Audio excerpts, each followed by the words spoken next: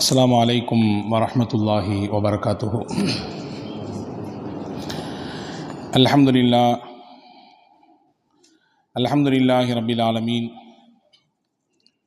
ونصلي ونسلم على الرسول الكريم وعلى آله وأصحابه أجمعين. قال الله تعالى في القرآن الكريم والفرقان الحميد: أعوذ بالله من الشيطان الرجيم، بسم الله الرحمن الرحيم. إن الله يأمر بالعدل والإحسان وإيتاء ذي القربى. وقال نبينا محمد رسول الله صلى الله عليه وسلم: ما من أمير عشرة إلا يؤتى به يوم القيامة مغلولا حتى يفكه العدل أو يوبقه الجور. اللهم صل على سيدنا محمد وعلى آل سيدنا محمد وأنزله المقعد المقرب عندك يوم القيامة. எல்லாம் வல்ல அல்லாஹுவின் திருப்பெயர் போற்றி துவங்குகிறேன். அருமை நாயகம் முஹம்மது ரசூலுல்லாஹ் ஸல்லல்லாஹு அலைஹி வஸல்லம் அவர்கள் மீதும் அவர்களை பின்பற்றிய சத்திய சஹாபாக்கள், நல்லோர்கள், சாலிஹீன்கள், குறிப்பாக ஜும்மாவின் அவைக்கு வருகை தந்திருக்கிற வரையிருக்கிற எல்லா மக்களின் மீதும் எல்லாம் வல்ல அல்லாஹுவின் அன்பும் அருளும் என்றும் நிறைவாக நின்று நிலவட்டுமாக. ரப்புல் ஆலமீன் அல்லாஹ் நம்முடைய பாவங்களை, தவறுகளை மன்னித்து அவனுடைய திருப்பொருத்தத்திற்குரிய நன்மக்களாக, மேன்மக்களாக நம் எல்லோரையும் ஆக்கி அருள் புரிவானாக. நீண்ட ஆயுளையும் நிறைந்த சுகத்தையும் மருத்துவமனையின் அனைத்து விதமான துன்பு துயரங்களையும் கஷ்டங்களையும் விட்டு நம்மையும் நம் சந்ததிகளையும் குடும்பத்து மக்களையும் அல்லாஹ் காத்து ரட்சிப்பானாக. அல்லாஹுவின் புனித ஆணைமாம் காபாவையும் அன்னலம் பெருமானார் ஸல்லல்லாஹு அலைஹி வஸல்லம் அன்னவர்களின் புனிதமான ரவுதாவையும் புனித பைத்துல் முகத்தஸையும் மீண்டும் மீண்டும் ஹஜ்ஜு உம்ரா ஜியாரா செய்திட நம் எல்லோருக்கும் அல்லாஹ் வாய்ப்பளிப்பானாக. உலகை விட்டு மூச்சடங்கும் நேரத்திலே லா இலாஹ இல்லல்லாஹ் முஹம்மது ரசூலுல்லாஹ் என்ற திருக்கலிமாவை சொன்னவாறு நம்முடைய ஆத்மாக்களை அல்லாஹ் கைப்பற்றி நாளை ஃபிர்தௌஸ் என்ற உயர்ந்த சொர்க்கத்திலே நம்மையும் நம்மை பெற்றவர்களையும் நமக்கு கல்வி தந்தவர்களையும் நம் முன்னேற்றத்திற்கு காரணமான அத்துணை மக்களையும் அல்லாஹ் ஒன்றிணைத்து அருள் புரிவானாக. ஆமீன் யா ரப்பல் ஆலமீன். கண்ணியத்துக்கும் மரியாதைக்கும் உரிய சகோதரர்களே, பெரியோர்களே, நபிகள் பெருமானார் ஸல்லல்லாஹு அலைஹி வஸல்லம் அன்னவர்கள்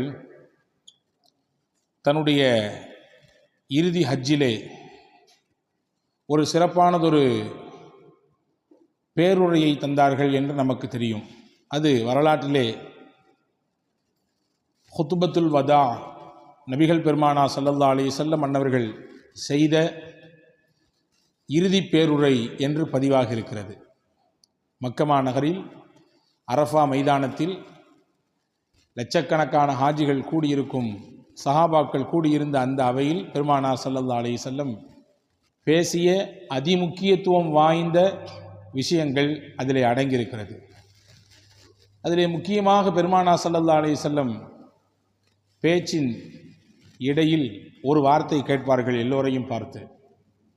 நான் எனக்கு கொடுக்கப்பட்ட பொறுப்பை சரியாக நிறைவேற்றி விட்டேனா என்று கேள்வி கேட்பார்கள். நான் எனக்கு கொடுத்த பொறுப்பை சரியாக நிறைவேற்றி விட்டேனா என்று கேட்பார்கள்.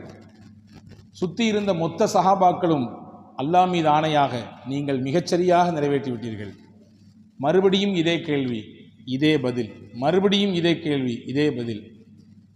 இந்த பதிலை 3 முறை பெற்றுக்கொண்ட பெருமானார் ஸல்லல்லாஹு அலைஹி வஸல்லம் தன்னுடைய விரலை வானை நோக்கி உயர்த்தி சொன்னார்கள்: அல்லாஹ்வே, இதற்கு நீந்தான் சாட்சி. அல்லாஹ்வே, இதற்கு நீந்தான் சாட்சி. இந்த மொத்த மக்களும் என்னுடைய பொறுப்பின் மீது நம்பிக்கையோடு திருப்தியோடு இருக்கிறார்கள். நான் அதிலே எந்த குறை செய்யவில்லை, எந்த ஏற்ற இறக்கமும் செய்யவில்லை. எனக்கு நீ கொடுத்த பொறுப்பை சரியாக நிறைவேற்றி விட்டேன் என்று நான் சொல்லவில்லை, என்னை பின்பற்றி இந்த மக்கள் எல்லாம் சொல்லிவிட்டார்கள். இதற்கு நீந்தான் சாட்சி. அப்படின்னா என்ன அர்த்தம்? நாளை என் பொறுப்பில் குறை என்று என்னை பார்த்து நீ ஒரு கேள்வியையும் முன்வைக்க முடியாது. இந்த மக்கள் எல்லாம் சாட்சி என்று பெருமானார் ஸல்லல்லாஹு அலைஹி வஸல்லம் சொன்ன வார்த்தை உள்ளபடியே உலகத்தில் எந்த பொறுப்பில் இருப்பவர்களுக்கும் மிகப்பெரிய பாடம். அது சமூக பொறுப்பாகட்டும், குடும்பத்தினுடைய பொறுப்பாகட்டும், நாம் பணி செய்யக்கூடிய இடத்தில் இருக்கக்கூடிய பொறுப்பாகட்டும், நம்மை நம்பி ஒப்படைக்கப்பட்ட பொறுப்புகளாகட்டும், எந்த பொறுப்பானாலும் அல்லாஹுவின் சன்னிதானத்திலே அது குறித்து கேள்வி கேட்கப்படும். அதற்கு நாம் பதில் சொல்லியாக வேண்டும் என்கின்ற ஒரு தார்மீக ஒரு விஷயத்தை நபிகள் பெருமானார் ஸல்லல்லாஹு அலைஹி வஸல்லம் அவர்கள் நமக்கு இந்த வார்த்தையின் வழியாக கற்றுத்தருகிறார்கள். அன்புக்குரிய சகோதரர்களே, உலகத்திலே எல்லா விஷயத்திற்கும் இஸ்லாத்தில் முன்னுதாரணம் உண்டு. நபிகள் பெருமானார் ஸல்லல்லாஹு அலைஹி வஸல்லமின் வாழ்க்கையிலே முன்மாதிரி உண்டு. எதற்குத்தான் முன்மாதிரி இல்லை?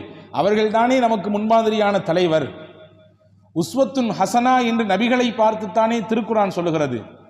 உங்களுக்கு நாயகத்தின் வாழ்க்கையில் அழகிய முன்னுதாரணம் இருக்கிறது, முன்மாதிரி இருக்கிறது.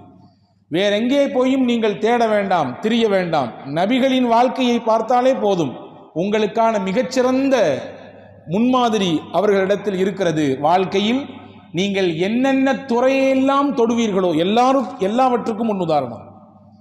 நீங்கள் என்னென்னவெல்லாம் தொடுவீர்களோ, உங்கள் குடும்பம், உங்கள் வியாபாரம், உங்கள் தொழில், நீங்கள் சந்திக்கும் பிரச்சனை, நீங்கள் சந்திக்கும் களங்கள், அது ஆன்மீக களம், அரசியல் களம், சமுதாய களம், எதுவானாலும் அங்கே முன்மாதிரி இருக்கிறது. பார்த்து கொள்ளுங்கள், போய்விடுங்கள். எனவேதான் அறிஞர் பெருமக்கள் இப்படி சொன்னார்கள், நபிகள் நாயகம் ஒரு அழகிய கண்ணாடி.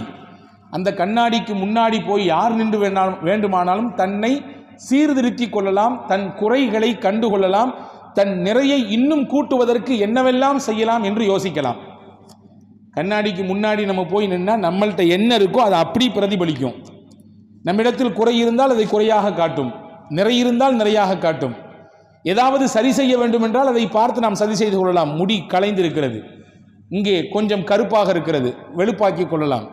தாடி எல்லாம் களைந்து போய் இருக்கிறது, கொஞ்சம் சீவி அலங்கரித்துக் கொள்ளலாம், இல்லையா? இப்படித்தான் நபிகள் நாயகமும் நம்மை கொண்டு அவர்களுக்கு முன்னால் நிறுத்தி அதிலிருந்து நாம் நம்மை இன்னும் தயார் செய்து கொள்ளலாம், இன்னும் பக்குவப்படுத்திக் கொள்ளலாம், இன்னும் நம்மை முழுமைப்படுத்திக் கொள்ளலாம்.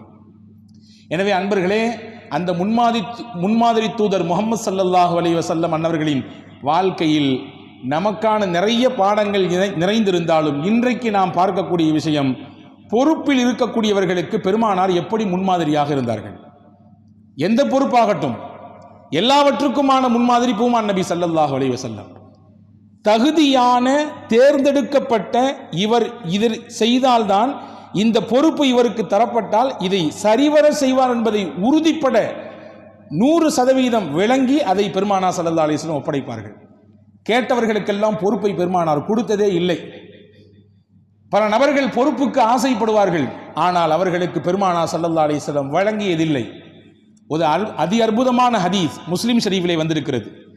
சையதுனா அபூதர் அல் கிஃபாரி என்று ஒரு சஹாபி நபி ஸல்லல்லாஹு அலைஹி வஸல்லம் இடத்திலே வந்து கேட்கிறார்கள், யா ரசூலல்லாஹ் அலா தஸ்தஅமிலனி, எல்லாருக்கும் ஒவ்வொரு பொறுப்பு கொடுக்குறீங்களே, அவர் அதை பார்த்துக்க சொல்றீங்க, இவரை இதை பார்த்துக்க சொல்றீங்க, இந்த ஊருக்கு அவரை ஒரு பொறுப்பாளர் ஆக்கிருக்கீங்க, எனக்கு கொடுக்க மாட்டீங்களா? எனக்கு ஏதாவது ஒரு சின்ன போஸ்டிங்காவது கொடுங்களேன் என்று ஹஸரத் அபூதர் அல் கிஃபாரி ரலியல்லாஹு அன்ஹு நபி இடத்தில் வேண்டிய பொழுது ஸல்லல்லாஹு அலைஹி வஸல்லம் தான் கையால் ஓங்கி ஒரு அடி கொடுத்தாங்க.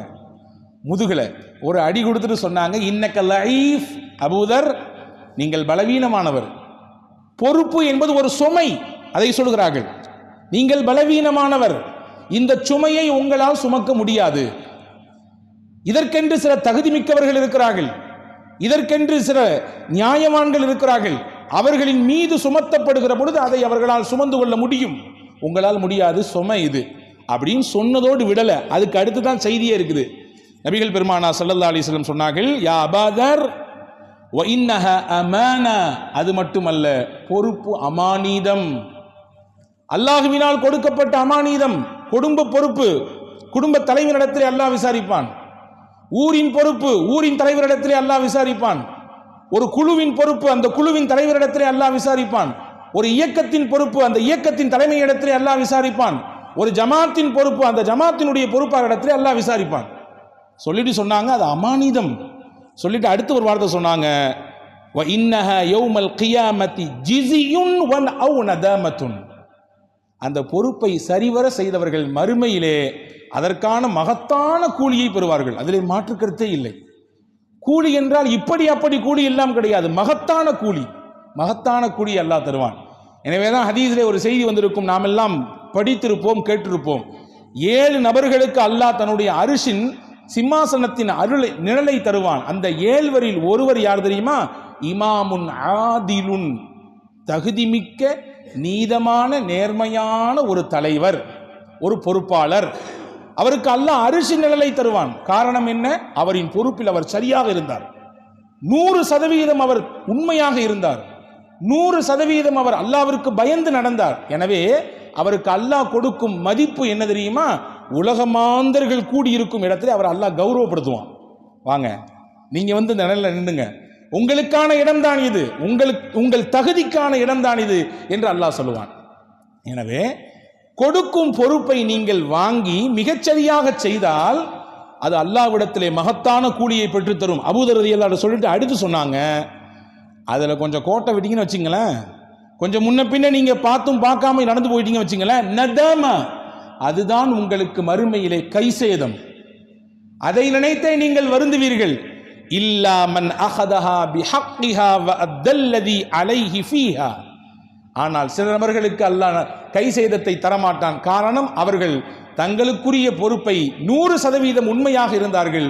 எனவே அவர்களுக்கு அந்த கைசேதம் ஏற்படாது என்று சையதுனா அபூதர் கிஃபார் ரலியல்லாஹு இடத்திலே பெருமானார் ஸல்லல்லாஹு அலைஹி வஸல்லம் சொன்னார்கள். இந்த ஹதீஸ்ல நிறைய செய்திகள் இருக்கிறது. முதல்ல பெருமானார் ஸல்லல்லாஹு அலைஹி வஸல்லம் தகுதி மிக்கவர்களுக்குத்தான் பொறுப்பு என்பதை அடையாளப்படுத்துகிறார்கள். எல்லாரும் வந்துட முடியாது, எல்லாரும் பொறுப்புக்கு ஆசைப்பட முடியாது. அதை நிறைவேற்ற வேண்டும் என்ற ஆவலும் தேட்டமும் இரையச்சமும் கூடியிருக்க வேண்டும். அவருக்கு அதை மிகச்சிறப்பாக வழங்க வேண்டும். வழங்கிவிட்டால் அமானீதம் என்கின்ற கண்ணோட்டத்திலே அதை பார்க்க வேண்டும். பார்த்தால் மட்டும் போதாது, அதே மாதிரி தன்னுடைய பொறுப்பில் மிகச்சரியாக இருக்க வேண்டும். இந்த பண்புகள் எல்லாம் இருக்கிற பொழுது நிச்சயம் அந்த பொறுப்பே அவருக்கு மிகச்சிறந்த அந்தஸ்தை அல்லாஹ்விடத்திலே பெற்றுத்தரும் என்றார்கள் பூமான் நபி ஸல்லல்லாஹு அலைஹி வஸல்லம். ஹஜ்ரத் சையதுனா உமர் ரலியல்லாஹு அன்ஹு மிகச்சிறந்த ஆளுமை. உமர் ரலியல்லாஹுவின் வரலாற்றின் பக்கங்களை எல்லாம் நிச்சயமாக நாம் வாசிக்க வேண்டும். உடலெல்லாம் சிலிர்த்து நம்முடைய ரோமங்கள் எல்லாம் அப்படியே எழுந்து நிற்கக்கூடிய வாழ்க்கைக்கு சொந்தக்காரர்கள் சையதுனா உமர் ரலியல்லாஹு அன்ஹு. 10.5 ஆண்டு காலம் எப்பேற்பட்ட ஆட்சி! உலகத்தின் தலைவர்கள் எல்லாம் பார்த்து படித்து அதை உள்வாங்கி தங்களுடைய வாழ்க்கையில் செரித்து வெளிப்படுத்த வேண்டிய மகத்தான ஆட்சிக்கு சொந்தக்காரர் சையதுனா உமர் ரலியல்லாஹு அன்ஹு. உமர் ரலியல்லாஹு அன்ஹுடைய காலத்தில் நிறைய இஸ்லாம் பரவுச்சு. நம்ம பல தடவை சொல்லியிருக்கோம். இஸ்லாம் பரவ அந்த பகுதி மக்களுக்கான மிகச்சிறந்த பொறுப்பாளர்கள் போயாக வேண்டும், கல்வியாளர்கள் போயாக வேண்டும், மார்க்க சட்ட நிபுணர்கள் போயாக வேண்டும், பிரச்சனைகள் வந்தால் அதை சுமூகமாக தீர்த்து கொடுப்பதற்கு நீதிபதிகள் போயாக வேண்டும். இந்த நிலையெல்லாம் இருந்துச்சு. எனவே உமர் ரலியல்லாஹு அன்ஹு அதற்கு தகுதியான நபர்களை புறக்கி எடுத்து அனுப்புவாங்க. சிரியாவிலே ஹிமஸ் என்ற ஊர் இருக்கிறது. அந்த பகுதிக்கு ஒரு ஆளுநர் தேவை. அந்த ஆளுநரை யாரை நியமிக்கலாம் என்று ஹஜ்ரத் உமர் ரலியல்லாஹு அன்ஹு யோசிச்சாங்க. சும்மாலாம் நியமிச்சிட மாட்டாங்க. நான் கூட 2 நாட்களுக்கு முன்னால் காலையிலே சொன்னேன், ஃபஜருடைய பயானிலே, ஒருவருக்கு ஒரு ஊரிலே பொறுப்பு கொடுத்தாகிவிட்டது ஆளுநராக. ஹஜ்ரத் உமர் ரலியல்லாஹு முடிவு செஞ்சுட்டாங்க, இவரை அனுப்பிடலாம் சொல்லி. அவருக்கும் செய்தி கிடைச்சி போச்சு, நம்மளை அந்த ஊருக்கு அனுப்ப போறாங்க அப்படின்னு. போகக்கூடியவர் போறதுக்கு முன்னாடி ஹலீஃபாவை பார்த்து முசாபா கொடுத்துட்டு பேசிட்டு போலாமேன்னு வந்தார். இங்கே வீட்டில் ஹலீஃபா வீட்டில் இருக்கக்கூடிய சின்ன பிள்ளைங்களோட, தன்னுடைய பிள்ளைகளோடு, பேர பிள்ளைகளோடு கொஞ்சி மகிழ்ந்து விளையாடிட்டு இருந்தாங்க. இதை பார்த்த உடனே அவருக்கான ஆச்சரியம் தாங்கலை. ஜனாதிபதி உமர், இவருடைய ஆட்சியின் எல்லை எத்தனை லட்சம் சதுர கிலோமீட்டர்களுக்கு பரவி இருக்கிறது. உமர் என்ற பெயரை காட்டாலே பல வல்லரசுகள் நடுங்கி ஒடுங்கி போயிருக்கிறார்கள். அந்த ஜனாதிபதி வீட்டில் சின்ன குழந்தைகளோடு பேர பிள்ளைகளோடு விளையாடி கொஞ்சி மகிழ்ந்து கொண்டிருக்கிறார். அது ஒன்றும் முரணானது இல்லவே, நிச்சயம் செய்ய வேண்டியதுதான். சில நபர்கள் யோசிக்கிறோம், அல்லது தயங்குகிறோம், அல்லது தன்னுடைய அந்த குடும்பத்தில் தனக்கான ஒரு பயமும் ஒரு அச்சமும் இருக்கிறதே, அது தவிடுபடியாக உடைந்து விடுமோ என்று சிலர் பயப்படுகிறோம். அதெல்லாம் உண்மையான விஷயம் இல்லை. வெளியே எப்படி இருந்தாலும் குடும்பத்துக்குள்ள வந்துட்டா, வீட்டுக்குள்ள போயிட்டா அப்பாவா இருக்கணும், தாத்தாவா இருக்கணும், அண்ணனா இருக்கணும், கணவனாக இருக்க வேண்டும். அந்தந்த ரோலுக்கானதை நாம் வெளிப்படுத்த வேண்டும். ஹஜ்ரத் உமர் ரலியல்லாஹு அன்ஹு பார்த்த உடனே அவரு சொன்னாராம்மா, என்ன ஹலீஃபா இப்படி விளையாண்டுறீங்க சின்ன பிள்ளைங்களோட? எனக்கும் நிறைய பிள்ளைங்க இருக்காங்க, நான் பெத்த பிள்ளைங்க நிறைய இருக்குதுங்க. ஆனால் நான் வீட்டுக்குள்ளே போனால் யாரும் என் பக்கத்தில் வரமாட்டாங்களே, எல்லாரும் பயப்படுவாங்க. அப்பா வந்துட்டாரு, ஐயோ தாத்தா வந்துட்டாரு அப்படின்னு சொல்லி எல்லாரும் பயந்து ஒடுங்கிடுவாங்க. என்ன உங்கள்கிட்ட இப்படி சர்வசாதாரணமாக பிள்ளைங்களாம் நெருங்கி நிற்கிறாங்க அப்படியான்னு கேட்டுட்டு உடனே பணியாளரை கூப்பிட்டு ஹஜ்ரத் உமர் ரலியல்லாஹு அன்ஹு சொன்னாங்க, இவருக்கு போடப்பட்ட நியமனத்தை ரத்து செய்யுங்கள் என்றார்கள். இவர் போகக்கூடாது, இவரை இந்த பகுதிக்கு ஆளுநராக நியமிக்கலாம் என்று முடிவெடுத்திருந்தேன். அந்த ஆளுநர் அந்த நியமனத்தை உடனே ரத்து செய்யுங்க, மறுபரிசீலனை செய்வோம், வேறு ஆளை நியமிப்போம். இவருக்கு ஆச்சரியமான தாங்களை முசாபா கொடுத்து ஊருக்கு போகலான்னு பார்த்தா நியமனமே ரத்தாகிவிட்டது. என்ன ஹலீஃபான்னு கேட்டாங்க வந்தவர். அதாவது சையதுனா உமர் ரலியல்லாஹு அன்ஹு அழகான காரணம் சொன்னாங்க. உங்க வீட்டில் இருக்கக்கூடிய நீங்க பொத்த பிள்ளையும் உங்க பக்கத்தில் வர்றதுக்கு பயப்படுதுன்னா, உங்களை நம்பி ஒரு ஊரை கொடுக்க போறேன், நாடை கொடுக்க போறேன், அந்த நாட்டு மக்கள் எப்படி உங்களை நம்பி பக்கத்தில் வருவார்கள்?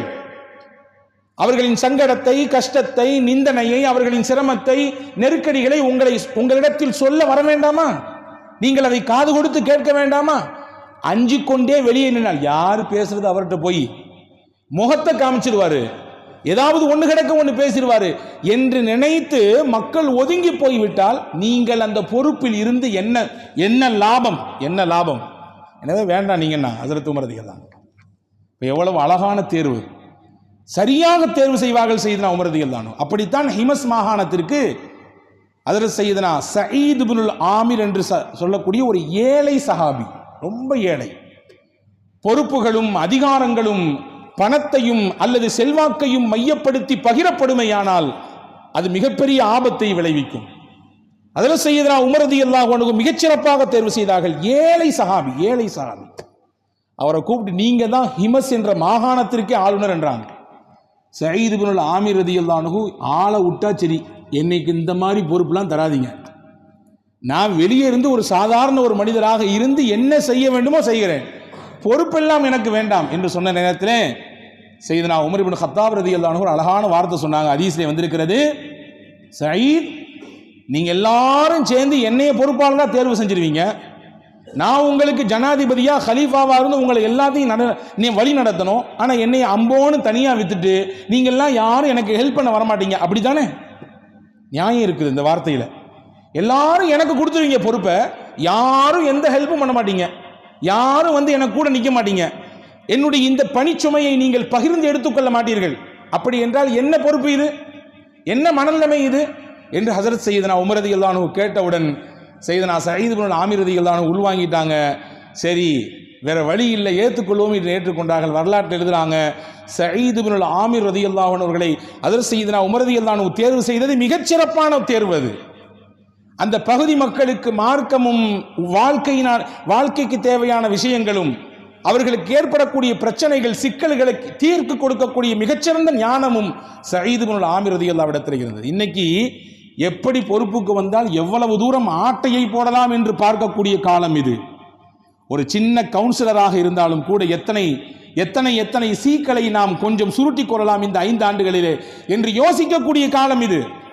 ஆனால் இந்த காலத்திலிருந்து சயீத் இப்னுல் ஆமிர் ரலியல்லாஹு அன்ஹுடைய இந்த ஆளுநர் பதவியை யோசித்து பார்க்கிறோம். சயீத் இப்னுல் ஆமிர் ரலியல்லாஹு பற்றி உமர் ரலியல்லாஹு அன்ஹு 4 கம்ப்ளைண்ட் வந்துச்சு. அந்த ஊர் மக்கள் கொண்டு வந்து சொன்னாங்க, 4 கம்ப்ளைண்ட். என்ன 4 கம்ப்ளைண்ட்? மிக தகுதியான ஆளாச்சு, பொறுப்புக்கு தகுதியான, மக்கள் சேவை செய்வதற்கு தகுதியானவராச்சு, அவரை தானே தேர்வு செய்திருக்கிறேன். சரி, கம்ப்ளைண்ட் வந்துருச்சுன்னா, குற்றச்சாட்டு என்று வந்துவிட்டால் அது ஆளுநராகட்டும் அல்லது பொறுப்பில் இருப்பவர்களாகட்டும் யாரா இருந்தாலும் சரிதான், கூப்பிட்டு விசாரணை கொண்டு நிப்பாட்டி வைத்து கேள்வி கேட்கக்கூடியது உமர் ரலியல்லாஹு அன்ஹுவின் வழக்கம். பரவாயில்ல, கொஞ்சம் கண்டும் காணாம போயிருங்க, என்ன செய்யறது, வேற வழி இல்லை, அவர் பொறுப்பில் இருக்கிறாரு, அவர் ஆளுநராக இருக்காரு, அவர் உங்களை எல்லாம் பார்க்கக்கூடிய கண்காணிப்பில் இருக்கிறாரே, ஏதாவது சொல்லிடுவாரு விடுங்க என்றெல்லாம் கடந்து போகவில்லை உமர் ரலியல்லாஹு அன்ஹு. மிகச்சிறந்த முன்னுதாரணம் இது உலகத்திற்கு. இன்னைக்கு அதிகாரத்தை கையில் வைத்துக் கொண்டு ஆட்டம் போடுபவர்களின் காட்சிகளை பார்க்கிறோமா இல்லையா? அரசியலில் எவ்வளவு பெரிய மாற்றங்கள் நடக்கிறது. வேற வழி இல்லை, அவர் ஏரியா கவுன்சிலருடைய பையன், அவர் எம்எல்ஏ உடைய ஆளு, அவர் எம்பியுடைய டிரைவர் என்றெல்லாம் சொல்லி தப்பிக்கக்கூடிய சூழலை பார்க்கிறோமா இல்லையா? சையதுனா உமர் ரலியல்லாஹு அன்ஹு ஆளுநர் சயீத் இப்னுல் ஆமிரை முன்னால் கொண்டு வந்து நிப்பாட்டி வைத்து கேட்டார்கள், ஒரு 4 கம்ப்ளைண்ட் சொல்றாங்களோ உங்கள் மீது, என்ன ஏது வழக்கு வந்திருக்கிறத விசாரிக்கணும், தாராளமாக விசாரிக்கலாம். என்ன சொன்னாங்க? ஹஜ்ரத் உமர் ரலியல்லாஹு அன்ஹு சொன்னாங்க, நீங்க டெய்லி காலையில் மக்கள் பணி செய்வதற்கு தாமதமாக வர்றீங்க, இது மக்கள் ஒரு கம்ப்ளைண்டாக வச்சிருக்கிறாங்க. ஆமாம், உண்மைதான், தாமதம் தான், அதில் நான் மாற்றுக்கிறது சொல்லலை, நான் அதை ஏற்க மாட்டேன் என்று சொல்லவில்லை. ஆனால் அதற்கு ஒரு நியாயம் இருக்கிறது. அது இது நாள் வரை எனக்கு மட்டுமான ரகசியமாக இருந்தது. என்னைக்கு சபைக்கு குற்றச்சாட்டாக வந்துவிட்டதோ இப்பொழுது நான் அதை வெளிப்படுத்துவதற்கு தயாராகிவிட்டேன். அல்லாவிற்கும் எனக்குமாக இருந்த ஒரு ரகசியத்தை வெளிப்படுத்துகிறேன். நான் இந்த பகுதியின் ஆளுநர், எனக்கும் ஒரு குடும்பம் இருக்கிறது, எனக்கும் மனைவி இருக்கிறார், எனக்கும் மக்கள் இருக்கிறது, அவர்களுக்கென்று ஆற்ற வேண்டிய சில கடமைகளும் பொறுப்புகளும் எனக்கு இருக்கிறது. ஆனால் நான் ஆளுநர் என்பதனாலே எந்த பணியாளரையும் நான் வைத்துக் கொள்ளவே இல்லை.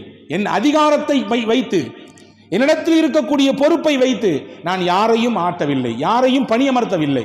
நானே என் வேலையை செய்வேன், நானே என்னுடைய குடும்பத்திற்கு உழைப்பேன், நானே அவர்களுக்கான உணவை செய்வேன், நானே அதற்கான பொறுப்புகளை எடுத்துக்கொண்டேன். இதையெல்லாம் செஞ்சு கொடுத்துட்டு வர்றதுக்கு லேட் ஆகுது, வேற என்ன செய்கிறது? நாங்கள் அதற்கு சயீத் ரலியல்லாஹு அன்ஹு ஆச்சரியப்பட்டு போனாங்க. உமர் ரலியல்லாஹு அன்ஹு இப்படியும் ஒரு ஆளுநரா? சரிதான், ராத்திரி நேரத்தில் மக்களை எல்லாம் கண்காணிக்கிற ஒரு பொறுப்பு இருக்குது. நீங்க பார்க்கறத பார்த்தா அப்படி இல்லாம கவனிக்கணும் ஆட்சியாளர். இன்னைக்கு யார் பார்க்கிறா? நியமனம் செய்யப்பட்ட அதிகாரிகளே பார்ப்பதில்லையே, எப்படி ஆட்சியாளர்கள் பார்ப்பார்கள்? ஆட்சியாளர்கள் பார்க்க வேண்டும். இதுதான் இஸ்லாமிய ஆட்சி. அந்த ஆட்சியை தான் இஸ்லாம் உலகத்திற்கு சொன்னது. இன்னைக்கு அதனுடைய போங்கு மாறி இருக்கலாம், இன்னைக்கு ஆடம்பரங்களும் இன்னைக்கு உல்லாசங்களும் அதனுடைய மொத்த உருவமாக ஆட்சியும் அதிகாரம் மாறி போயிருக்கலாம். ஆனால் உள்ளபடியே இஸ்லாம் உலகத்திற்கு சொன்ன தந்த ஆட்சி என்னவென்றால், ஆட்சியாளர் மக்களை கண்காணிக்க வேண்டும். இரவு நேரத்திலே குறிப்பாக உமர் ரலியல்லாஹு வரலாற்று நிறைய இருக்கு அந்த மாதிரியான செய்திகள் எல்லாம். கேட்டாங்க, ராத்திரி வர்றது இல்லையாமே? சயீத் இப்னு ஆமிர் ரலியல்லாஹு மறுபடியும் சொன்னாங்க, இதுவும் ரகசியம்தான், யாருக்கும் சொல்லவில்லை, எனக்கும் என் இறைவனுக்குமானது. குற்றச்சாட்டு வந்து விட்டது. சொல்லுகிறேன், பகலெல்லாம் மக்கள் சேவை, ராத்திரி மட்டும்தான் மிச்சம் எனக்கு. என்னை படைத்தவனுக்கு நான் சேவையாற்ற வேண்டுமே, எனக்கான சம்பாத்தியத்தை செய்ய வேண்டுமே. இந்த உலகத்திற்கான சம்பாத்தியம் ஒன்று, அது தேவை. மறுமைக்கான சம்பாத்தியம் என்று ஒன்று இருக்கிறது, அதை செய்ய நான் என் இரவை பயன்படுத்துகிறேன். எனவே மக்கள் சேவை ஆற்ற முடியவில்லை. உமர் ரலியல்லாஹு உச்சி கொட்டினாங்க.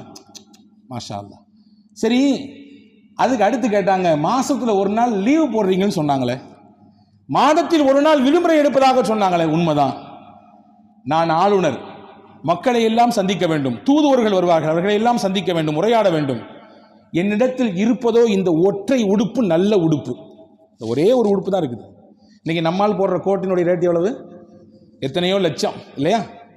ஒரு உடுப்பு தான் எனக்கு. இதை கழுகி சுத்தப்படுத்தி துவைத்து காய வைப்பதற்கு எனக்கு ஒரு நாள் தேவை.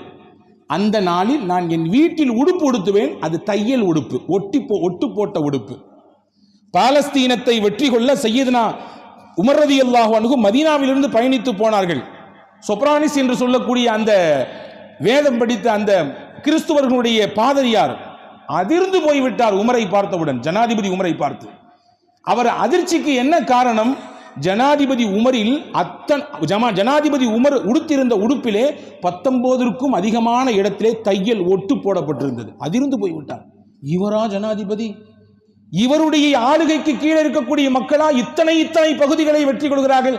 எவ்வளவு எளிமை, எவ்வளவு எளிமை! அந்த எளிமையின் பிறப்படத்திலிருந்து உருவானதல்லவோ சயீத். அவர் சொன்னார், ஒரு உடுப்பு தான், அதை துவச்சி காய வைக்கிறதுக்கு ஒரு நாள். பரவாயில்ல. அடுத்து ஒரு குற்றச்சாட்டு, நான்காவதாக. என்ன குற்றச்சாட்டு? மக்கள்கிட்ட பேசிக்கிட்டே இருக்கும்போது திடீர்னு மயக்கம் போட்டு கீழே விழுங்காம என்ன காரணம் கேட்டாங்க. உண்மைதான், அதுவும் உண்மைதான். இதுவும் ரகசியம், யாருக்கும் சொல்லவில்லை. சொல்லுகிறேன், கேளுங்கள். நான் வாலிபனாக இருக்கிற பொழுது மக்காவிலே ஹுபைப் இப்னு அதி என்று சொல்லக்கூடிய ஒரு சஹாபி தோழர் இஸ்லாத்தை ஏற்றன் காரணமாக பல்வேறு சித்திரவதைக்கு உள்ளாகி கடைசியிலே அவர் தூக்கு மேடையிலே கொண்டு நிப்பாட்டப்பட்டார். தூக்கு கயிறு அவருக்கு முன்னால் தொங்கிக் கொண்டிருக்கிறது. இதோ அடுத்த நிமிடம் உயிர் போய்விடலாம் என்கின்ற சூழல். அப்பொழுது எதிரிகள் கேட்டார்கள், எப்பா, உன்னை நான் விடுதலை செஞ்சிடறேன், இந்த இடத்தில் நீ யாரை நேசிக்கிறாயோ, யாரை பின்பற்றுகிறாயோ, அந்த முகம்மது நிற்பதாக கற்பனை செய்து கொள், வேற ஒன்றும் வேண்டாம், அதை செஞ்சுக்கோ, நான் உன்னை விட்டுறேன். அந்த ஹுபைப் இப்னு அதி சொன்னார், நானோ என் குடும்பமோ என் பிள்ளைகளோ நாங்கள் நல்லா இருக்க எங்கள் நபியின் காலிலே முள் தைப்பதை கூட கற்பனையிலும் கூட நினைக்க மாட்டோம். முள் தைக்கிறத கற்பனையில கூட நினைக்க மாட்டோம். அப்படி இருக்க என்னுடைய இடத்தில் இந்த நிர்பந்தத்தில் எங்கள் நபியை கொண்டு நிப்பாட்ட மனம் வருமா என்று சொன்னார். ஆத்திரம் ஏறி போய் அந்த எதிரிகள் உடனே தூக்கு தண்டனை கொடுத்தார்கள். ஹுபைப் இப்னு அதியின் உயிர் அங்கே பிரிந்தது. அந்த சபையில் நானும் நின்றேன். நான் அப்பொழுது வாலிபன், எனக்கு தெரியாது. அந்த நிலையில் நான் நின்றேன். சத்தியத்திற்காக உயிரை கொடுத்தார் ஹுபைப். அதை அன்னைக்கு பார்த்தும் நம்மளால ஒரு ஹெல்ப் கூட செய்ய முடியலையே, ஒரு சின்ன உதவி செய்ய முடியலையே, ஒரு சின்ன வார்த்தை பேச முடியலையே. அந்த காட்சியை நினைக்கும் பொழுதெல்லாம் என்னை அறியாமலேயே எனக்கு உடல் சிலிர்க்கும், மயக்கம் வரும், கீழே விழுந்து விடுவேன். சயீத் இப்னு ஆமிர் மீது சொல்லப்பட்ட 4 குற்றச்சாட்டுக்கும் பதில கிடைச்ச உடனே உமர் ரலியல்லாஹு அன்ஹு சயீத் இப்னு ஆமிர் ரலியல்லாஹுவை கட்டிப்பிடித்துக் கொண்டு சொன்னார்கள், அல்லாஹ், நீ எவ்வளவு மகத்தானவன், எனக்கு கீழே எவ்வளவு சிறந்த பொறுப்பாளர்கள் எல்லாம் நீ கொடுத்திருக்கிறாய், எவ்வளவு மகத்தான பொறுப்பாளர்கள். எவ்வளவு உன்னதமான பொறுப்பாளர்கள், எவ்வளவு இரையச்சம் பொறுப்பாளர்கள், இதுவல்லவோ பொறுப்பு நிறைவேற்றக்கூடிய தன்மை என்றார்கள் சையதுனா உமர் இப்னு கத்தாப் ரலியல்லாஹு அன்ஹு. அன்புக்குரிய சகோதரர்களே, பொறுப்பு என்பது அவ்வளவு முக்கியமானது. எந்த பொறுப்பாகட்டும் அதை நிறைவேற்றக்கூடிய விதத்திலே மிகச்சரியாக நாம் இருக்க வேண்டும். அல்லாஹ்வை முன்வைத்து எடுத்திருக்கக்கூடிய பொறுப்புகளை அதை மிகச்சரியாக நிறைவேற்றக்கூடிய அந்த பக்குவத்தையும் ஆற்றலையும் நாம் வளர்த்து கொள்ள வேண்டும். அன்புக்குரிய சகோதரர்களே, எந்த சலுகையையும் நாம் நம் பொறுப்புகளை வைத்து பெற்றுவிடக்கூடாது. இன்னைக்கு எதிர்பார்க்கிறோம் இல்லையா? என்னங்க, எந்த அளவுக்கு எதிர்பார்க்கிறோம்னா, இவர் எம்பியினுடைய வீட்டில் ஒர்க் பண்ணக்கூடிய ஆள், இவரை பிடிச்சா அவரை பிடிச்சி ஏதாவது சலுகை பெற்றலாம் என்று நினைக்கிறோம். சலுகைக்கு கூட அனுமதி கொடுக்கவில்லை மார்க்கம். உமர் ரலியல்லாஹுடைய ஆட்சியில் வருது. அவருடைய மகனார் அப்துல்லாஹ் இப்னு உமர் ரலியல்லாஹு அன்ஹு மதீனாவுடைய எல்லையில் அவருடைய ஒட்டகங்கள்லாம் மேய்ஞ்சிட்டு இருந்துச்சான். அப்படியே ஒரு நாள் அப்படி ஒரு ரவுண்டு போன உமர் ரலியல்லாஹு அன்ஹு யாருக்குரிய ஒட்டகம்பான்னு கேட்டாங்களாம். அங்கே விழுந்த மக்கள்லாம் சொன்னாங்களாம், உங்கள் மகன் தான் அப்துல்லாவுக்குரியதுன்னாங்களாம். ஓ, அப்துல்லாவுக்குரிய ஒட்டகமா? ஆமாம், அவர் காசு கொடுத்து வாங்கி இங்கே மேய்க்க வச்சிருக்காரு, இங்கே மேய்ந்து கொண்டு இருக்கிறது, கொஞ்ச நாளைக்கு பின்னாடி இதை வித்துருவார். பையனை கூப்பிட்டாங்க. ஹஜ்ரத் அப்துல்லாஹ் இப்னு உமர் ரலியல்லாஹு கூப்பிட்டு சொன்னாங்க, பாப்பா, இந்த ஒட்டகத்தை எல்லாம் நீ வித்தரணும் சந்தையில், என்ன முதல் வருதோ அதை மட்டும் தான் எடுத்துக்கணும், லாபத்தை பைத்துல் மால் கொடுத்துடணும். ஏன் பாப்பா அப்படி சொல்றீங்கன்னு கேட்டாங்க ஹஜ்ரத் உமர் ரலியல்லாஹுடைய மகனார். இல்லை, ஹலீஃபாவுடைய மகன் என்ற காரணத்தினாலே மேய்க்கக்கூடியவர்கள் ரொம்ப பார்த்து மேய்ச்சிருப்பாங்க. ஹலீஃபாவுடைய மகன் ஒட்டகம், இது கொஞ்சம் நல்லா தண்ணி கொடுங்க, கொஞ்சம் நல்ல புல்ல போடுங்க, கொஞ்சம் நல்ல சாப்பாடை கொடுங்க என்று சொல்லி அதை மேய்த்திருப்பார்கள். எனவே அதில் மக்களினுடைய பங்கு ஏதாவது ஒன்று சுரண்டப்பட்டு உனக்கு வந்து விடக்கூடாது. அது நமக்கு தேவையில்லை, உனக்கும் தேவையில்லை. எனவே அந்த பணம் லாபம் நமக்கு வேண்டாம், முதலை மட்டும் எடுத்துக்கொள், வேண்டாம் என்று சொன்னார்கள் சையதுனா உமர் ரலியல்லாஹு அன்ஹு.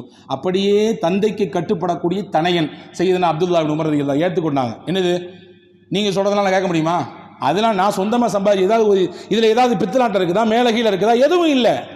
ஆனாலும் கூட அந்த ஒரு சின்ன பார்வை, அந்த சின்ன சலுகை கூட நமக்கு வேண்டாமாப்பா, அல்லாஹ் தருவான் என்றார்கள் சையதுனா உமர் ரலியல்லாஹு அன்ஹு. இதுதான் மிகச்சிறந்த பார்வை. இப்படியான மிகச்சிறந்த பொறுப்பை சஹாபாக்கள் நிறைவேற்றியிருக்கிறார்கள். அன்புக்குரிய சகோதரர்களே, ஹஜ்ரத் சையதுனா முஹம்மது ஸல்லல்லாஹு அலைஹி வஸல்லம் சொன்ன ஹதீஸை நாம் பார்க்கிறோம், தபரானியிலே வந்திருக்கிறது. இதுவெல்லாம் பொறுப்பாளர்களுக்கு எவ்வளவு பெரிய அதிமுக்கியத்துவம் வாய்ந்த விஷயம் என்பதை நாம் கவனத்தில் கொள்ள வேண்டும். நானும் என்னை பொறுப்பாளனாகவே பார்க்கிறேன், நீங்களும் உங்களை பொறுப்பாளனாகவே பார்க்க வேண்டும். ஏனென்றால் உங்களுக்கு கீழே எப்படியும் 4 நபர்கள் இருப்பார்கள், எப்படியும் 10 நபர்கள் இருப்பார்கள், குடும்பத்தினுடைய உறுப்பினர்கள் இருப்பார்கள். சையதுனா ஸல்லல்லாஹு அலைஹி வஸல்லம் சொல்கிறார்கள், மாமின் அமீரி அஷரத்தின், வெறும் 10 பேருக்கு ஒருத்தர் பொறுப்பாக இருக்கிறார்.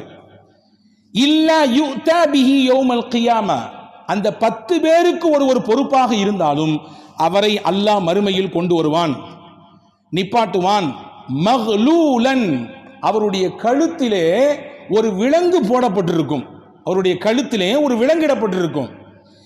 ஹத்தா யஃபுக்குஹுல் அதுலு அவ் யூபிகுஹுல் ஜௌரு, அவர் அந்த 10 பேருடைய பொறுப்பு தான். நீங்க நினைக்கலாம், நம்ம சம்பளம் கொடுக்கிறோமே, நமக்கு கீழே வேலை பார்க்குறாங்களே, நீங்கள் சம்பளம் தான் தருகிறீர்கள், உங்களுக்கு கீழே தான் அவர்கள் பணி செய்கிறார்கள், அதுவெல்லாம் எந்த மாற்று கருத்தும் இல்லை. ஆனாலும் அவர்கள் உங்களுக்கு கீழே இருக்கிறார்கள், உங்கள் பொறுப்பில் இருக்கிறார்கள். நீங்கள் அவர்களிடத்தில் மிகச்சரியாக நீதமாக நடந்திருந்தால், ரசூலுல்லாஹ் சொன்னார்கள், நீங்கள் கழுத்தில் போட்டிருக்கக்கூடிய அந்த கடிவாளம் நீங்கள் சரியாக நடந்திருந்தால் அந்த நீதமே அந்த கடிவாளத்தை உடைக்கும்.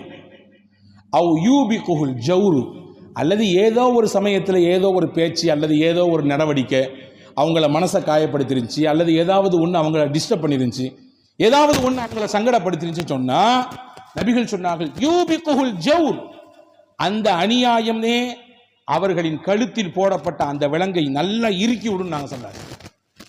பொறுப்பு எவ்வளவு முக்கியமானது, எவ்வளவு பயப்பட வேண்டியது என்பதை நபிகள் ஸல்லல்லாஹு அலைஹி வஸல்லம் உம்மத்திற்கு விளக்கி தருகிறார்கள். சையதுனா உமர் ரலியல்லாஹுடைய காலத்தில் பிஷ்ர் இப்னு ஆசிம் என்று சொல்லக்கூடிய ஒரு சஹாபி, அவங்கள கூப்பிட்டு, ஹவாசின் என்ற ஒரு குழு இருந்தது, அந்த குழு சதக்காக்கள் தர வேண்டும், அந்த சதக்காவை எல்லாம் கலெக்ட் பண்ணிட்டு வாங்கன்னு சொல்லி அனுப்பி வச்சாங்க. இவங்களை சொல்லியாச்சு, பொறுப்பு கொடுத்தாச்சு, போகல, பேசாம நிற்கிறார் அவரு. அப்போ உமர் ரலியல்லாஹு வந்து சொன்னாங்க, என்னங்க உங்களுக்கு பொறுப்பு கொடுத்து வசூல் பண்ணிட்டு வர சொன்னா நீங்க நிக்கிறீங்களே, என்ன, நான் கலீஃபா ஜனாதிபதி, நான் கொடுத்தால் உத்தரவை கேட்டு தலைமைக்கு கட்டுப்பட வேண்டும் என்கின்ற அந்த எண்ணம் உங்களுக்கு இல்லையா?